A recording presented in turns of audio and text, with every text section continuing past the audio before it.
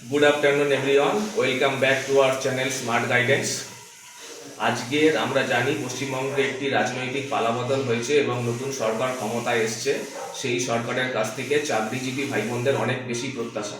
সেই সরকারের আজকের ক্যাবিনেটের প্রথম মিটিং ছিল। সেই মিটিংয়ে বেশ কয়েকটি গুরুত্বপূর্ণ সিদ্ধান্ত তারা ঘোষণা করেছেন।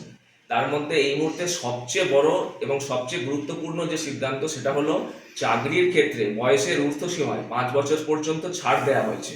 এটা নিয়ে চাকরি প্রার্থীদের একটা দীর্ঘদিনের দাবি ছিল। আমরা জানি করোনা পরিস্থিতির কারণে এবং পরবর্তীকালে ওবিসি সংক্রান্ত নানা ইস্যুতে অনেক চাকরি প্রার্থী ভাই বোনের বয়স পেরিয়ে গিয়েছিল এবং তারা পরীক্ষায় বসতে পারছিল না। এই দাবি দীর্ঘদিন ধরেই পাবলিক সার্ভিস কমিশনের কাছে পেশ করা হচ্ছিল। আজ সেই সিদ্ধান্তেই শিলমোহর পড়ল।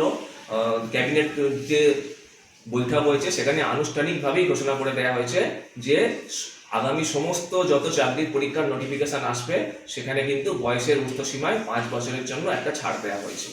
এছাড়া আরও কিছু গুরুত্বপূর্ণ ঘোষণা আছে যেগুলো করা হয়েছে এই মিটিংয়ে। যেমন পশ্চিমবঙ্গকে বিএনএস অর্থাৎ ভারতীয় ন্যায় সংহিতার আন্ডারে নিয়ে আসা হয়েছে। যে জমি দীর্ঘদিন ধরে বিএসএফের হাতে দেয়া নিয়ে ঝামেলা চলছিল সেগুলো বিএসএফের হাতে দিয়ে দেওয়া হবে, এটাও বলা হয়েছে। আর তার সাথে আরও একটি গুরুত্বপূর্ণ সিদ্ধান্ত, সেটা হলো যে পুরনো সরকারের যে সমস্ত স্কিম পশ্চিমবঙ্গে চলছিল এবং যার ফলে অগণিত মানুষ উপকৃত হয়েছিল, সেই স্কিমগুলো কিন্তু প্রত্যেকটাই বহাল থাকছে। এটা আমি খুবই ভালো সিদ্ধান্ত বলবো। পুরনো কোনো স্কিমকেই কিন্তু এই নতুন সরকার বাতিল করছে না। এবং তার সাথে আরেকটি যে স্কিম আয়ুষ্মান ভারত প্রকল্প, আমরা জানি এটা সর্বভারতীয় স্তরে চালু আছে, পশ্চিমবঙ্গে এটা এতদিন চালু ছিল না। সেই আয়ুষ্মান ভারত প্রকল্পের আওতায় কিন্তু পশ্চিমবঙ্গকে নিয়ে আসা হয়েছে। অতএব মোদ্দা জিনিসটা দাঁড়ালো, আয়ুষ্মান ভারত যেমন একাধারে চলবে, ঠিক তেমনই ভাবে আগের সরকারে রেখে যাওয়া সমস্ত স্কিম যেখান থেকে মানুষ উপকৃত হচ্ছে সেগুলোও কিন্তু সমানতালে চলতে থাকবে। তো এইগুলোই ছিল মূলত আজকের ক্যাবিনেটের বৈঠক থেকে উঠে আসা গুরুত্বপূর্ণ সিদ্ধান্ত।